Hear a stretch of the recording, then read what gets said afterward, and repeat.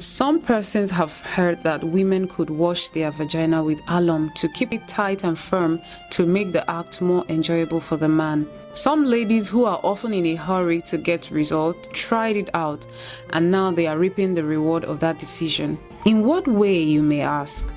Well, there were things they failed to learn about alum and vagina washing before they carried the alum water to the closet. You see, there are lots of studies about the compounds in alum and what it could do to the vagina. These studies say alum contains potassium, aluminium, and sulfate.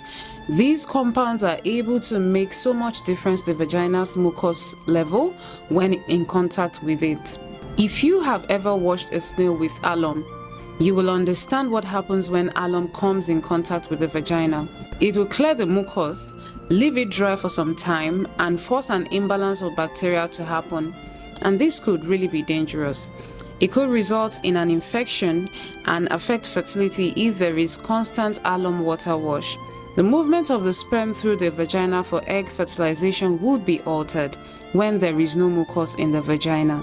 Now that you know, would you still bring alum to your vagina?